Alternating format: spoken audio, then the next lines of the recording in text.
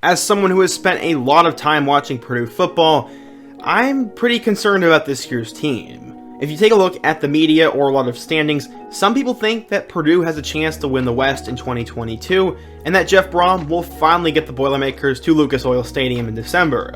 I am not so sure about that though. A couple weeks ago, I would have given you more credit, but after what has happened in the last few weeks, I am very concerned about this team, and in today's video, I'm going to talk to you about why Purdue is actually very overrated, what is going wrong with them, and what my actual expectations are for this year. So, without further ado, let's go ahead and get started. Jeff Brom made a name for himself at Western Kentucky back in the day as an air raid coach, and his quarterbacks would always put up big numbers. That's why when he was hired to be the next head coach at Purdue, expectations were high. They were coming off the worst hire in school history in Darrell Hazel, and he made the program go from respectable to one of the worst in the country. He had a full-on rebuild ahead of him, so when he went 7-6 and won a bowl game in year one, the hype was unreal for him. There was rumors that Tennessee wanted to make him their next head coach, but they went with Pruitt instead, and Brom had a good 2018 season. After starting out 0-3, they ended up going 6-7 with ranked wins over number 2 Ohio State, Iowa, and Boston College. At the time, they were led by their superstar receiver Rondale Moore, and there was a lot of hype for him going into 2019.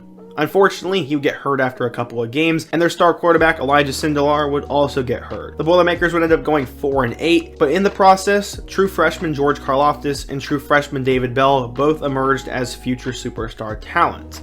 In 2020, Purdue got off to a hot start and beat a ranked Iowa team, but they fell off and went 2-4. The quarterback situation had become problematic as it kept going between Aiden O'Connell and Jack Plummer, and neither guy was really that good. Rondale Moore was drafted in the second round by the Cardinals, and David Bell was expected to have a huge junior campaign. That is exactly what would happen. Aiden O'Connell would emerge as a superstar quarterback as he threw for 3,712 yards and 28 touchdowns, while only starting the back half of the season. David Bell became the go-to receiver and a Biletnikoff finalist as he finished with 1,286 yards and 6 touchdowns. Because of that, Purdue ended up going 9-4 with wins over number 2 Iowa and number 3 Michigan State, and a crazy bowl victory over Tennessee in the Music City Bowl. O'Connell decided he was going to return for another year, and led by him at quarterback, expectations were going to be high. But Purdue has had a reality check, as in my opinion, the 4 best players behind him will no longer be there. First, you lost George Karlaftis to the first round of the NFL draft, as he was a defensive end taken by the Chiefs. Second, you obviously lost David Bell, who was your top end receiver, who got drafted by the Cleveland Browns. Then, in the last couple weeks, we have found out about 2 other players who are gone from the program. The first one is Marvin Grant. He was a top 200 player coming out of Martin Luther King High School in Detroit, and he was second on the team in tackles last year. He was a hard-hitting safety who had real NFL potential and was more than likely going to be the anchor of the defense. Instead of coming back for another year, he decided to unexpectedly enter the transfer portal and head off to Kansas.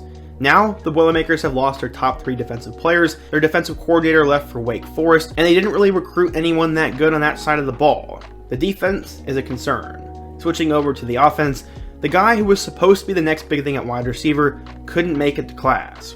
His name was Milton Wright, and he was also a big-time recruit coming out of high school. He was a 4-star player and committed to the Boilermakers and played pretty well as a freshman. He really broke out this past year as he had 57 catches for 732 yards and 7 touchdowns, which actually led the team, and many saw him as the future number 1 receiver for the team, a preseason All-Big Ten selection, and a future NFL draft pick. But, as I said, he didn't academically qualify for the bowl game, and just a couple weeks ago, it was announced that he was no longer qualified to be on the program, and he was dismissed. So now Purdue has basically lost all their best players outside of their quarterback, and I'm really concerned about what's happening. The offensive line isn't really that great. They have not had a go-to running back since DJ Knox in 2018, and now they lost their top 2 receivers. There are some players who are going to step up, such as Brock Thompson, TJ Sheffield, and Abdur-Rahman Yassin, but is this enough to get Purdue to the Big Ten championship? That I'm not quite sure about. Besides Joe Strickland and Brady Allen, the Boilermakers had the 46th ranked class in 2022, which was terrible and at the bottom of the Big Ten. They didn't really bring in anyone at these crucial positions, and there isn't a whole lot in the cupboard for them to use. But you might be saying I'm a little bit too harsh on them. Let's take a look at the schedule. In week 1, they play against Penn State, and originally, with both Milton Wright and Marvin Grant, I thought that was a game they were going to win. Now, I'm not quite sure who Aiden O'Connell is going to throw the ball to, and I no longer think they're going to win that week 1 matchup. They'll beat Indiana State in week 2, but a Week 3 game against Syracuse is not as easy as it seems. The Orange return one of the best rushing attacks in the country with Garrett Schrader and Sean Tucker, and Braum has a knack for losing games he shouldn't lose, so I'm no longer viewing this game as an automatic win. They'll more than likely beat Florida Atlantic in Week 4, but after that, they have a road trip to Minnesota, who Braum has yet to beat, and then they go and play on the road against Maryland. While I do think that game will be a win, the next few games are difficult. They'll play against Nebraska at home, who should be much improved, and while I will give Purdue the nod in that game, it's not going to be that easy. After that, they have to go on the road to play Wisconsin, who always bullies and beats them, so there's really no way they're going to beat them. Braum has been very lucky against Iowa the last few years, but if this defense isn't any good and they can't get the offense going, then this game will be won in the trenches, and that game will be given to Iowa. After that, you have a watered-down version of Iowa as they'll go on the road to play Illinois, and Brett Bielema's Illini is a team that a lot of people were sleeping on, but they're going to be hard to beat as they're going to have big offensive lines and they're going to run it down your throat. That game is no longer a give me. After that, they get Northwestern at home, and it'll really depend on which Northwestern team shows up. In the last 4 years, the Wildcats have made the Big Ten Championship twice, and in the other 2 years, they've been at the bottom. I'm not quite sure which team will be there, but I'm not very high on Northwestern, and that's a game Purdue should win, and they should also have enough to go beat Indiana on the road. At minimum, I think this team wins 5 games, but the idea that they could win the Big Ten West is slowly starting to fade away. They're going to have to figure out a number 1 receiver, the offensive line is going to have to gel, someone's going to have to step up at running back, and the defensive coordinator will have to figure it out and replace all their best players from last year. I am a Purdue fan, and I'm probably being a little bit too hard on them, but I do think they're one of the more overrated teams going into 2022, and my expectations are not that high for them. But what do I know?